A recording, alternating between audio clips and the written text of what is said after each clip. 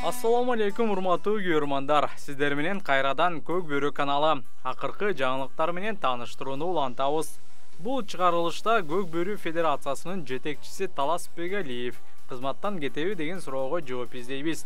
Ошондой эле эс алуу күндөрү Талас шаарында өткөн Көк Бөрү жана жер улак боюнча республикалык турнирден жеңүүчүлөрү тууралуу айтып беребиз. Андыктан видеону аягына чейин көрүңүздөр. Көк Бөрү Федерациясы маалымдайт, эртең 17 октябрь күнү Достук мейманканасында федерациянын башкармалыгынын жыйыны өтөт. Анда бир нече маселе каралат. Биринчи федерация 2022-2023 жылдары кылган иштери тууралуу отчет берет.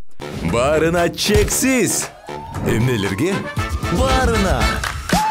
Мессенджерлерге, социалдык тармактарга, чалууларга, фильмдерге, сериалдарга, телеканалдарга. 4 жумага 550 сом. Шашылгыла, барыбыз кошулабыз. Переходи на О. Барына чексиз.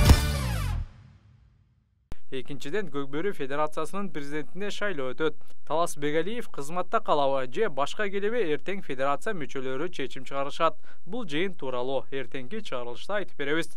14 октябрь күнү Талас облусуна караштуу Аманбай айылында Ажыбаев Куттубайдын той ашына арналган Көк Бөрү оюну болуп өттү. Мелдешке жалпы 8 команда катышты. Талас облусунан Ийгилик, Талас, Бакаята, Айтматов жана Манас деген 5 команда ойноду. Ошондой эле Нарын облусунун 1 команда жана Чүй облусунан Сокулук, Жайыл командалары келип кызыктуу оюн тартуулашты. 8 командага чучугулак ташталып, чейрек финалдык оюндар болду. Чейрек финалдын жыйынтыгында Ийгилик, Нарын командасын, Талас Сокулукту, Жайыл Бакаятаны, Айтматов командасы Манасты утуп алды. Биринчи жарым финалда Талас менен Ийгилик командалары кезгелип, ынтымактын оюнчуларынан түзүлгөн Талас району 4-0 эсебинде утуп алды. Салымдардын бардыгын Майрамбек Рыспеков салды.